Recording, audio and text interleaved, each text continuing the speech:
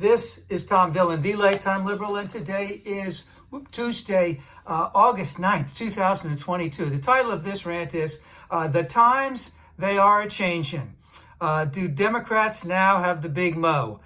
So 2 months ago, let's say slightly before the Roe versus Wade thing came out, Joe's approval ratings were way down. They're still way down. But inflation was considered very, very high. Gas prices were very high. Joe was in the tank. There was very much consensus that the Democrats could easily lose the House and probably the Senate. And then, of course, we had Roe versus Wade, and so much has changed in the last 2 months. We have to really look, what has changed is so dynamic. Gas prices have gone down about 70 cents. Inflation has leveled off a little bit. It still could come back. So could gas prices. So we have to be very wary of that. But employment is way up. And the whole concept of a recession is probably a lot further down because of the employment numbers that are out there. And of course, Kansas, the women in Kansas stood up for themselves and showed that this is an important issue.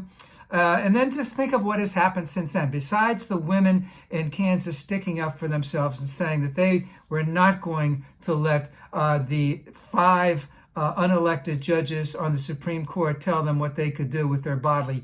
But the Democrats had the burn pit thing come up. They tried to, the Republicans held it off for a while, but there's so much backlash they had to go for it.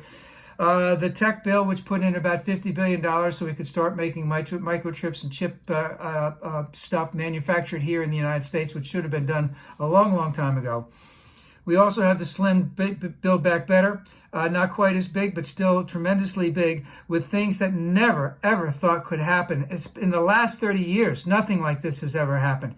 So this is a big, big whoa. Big win for the Democrats. They hopefully have the big mo going into the election. And then with the raid on Mar-a-Lago, I shouldn't say the raid on Mar-a-Lago, say the legal and necessary warrant to secure documents or whatever else that they needed to secure, which are being held illegally at Mar-a-Lago, could be also a big factor in there, especially in terms of violence that may come up about this. And I also forgot about the insulin, that the Republicans voted against capping the insulin at $35. Of course, insulin's been around about 100 years, so there's no patent on it at all. So there's no reason why it has to be as much as it is. It isn't that much in any other country. And there are 13 Republican senators who are going to be running this time, I believe. And even though many of them are secure, but this could be a big damper in there that they actually refused to cap insulin at $35. And these are all big issues for all of the electorate. They poll well all over the place. And it is the Democrats' tremendous opportunity, but they have to really fight for it, to go after all of this, especially on women's autonomy, drug pricing, the new renewable manufacturing that's going to come up in all of this, and more.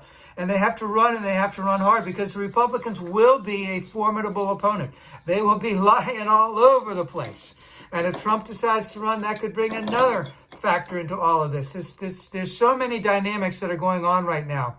But remember, the only thing the Republicans can really run on outside of fear and resentment and anger and bitterness is tax cuts for the rich. And that, that gets them a lot of money from big money people. But Democrats have to run hard. They have to make them own their positions, especially on women's autonomy, especially on insulin, especially on renewable manufacturing. Because at the end of the times they are changing, the line it is drawn, the curse it is cast. The slow one now will later be fast, as the present now will later be past. I can't remember the last part of it is, as the slow one now, but, and the loser now will be later to win, for the times they are changing. Democrats have to run and run hard.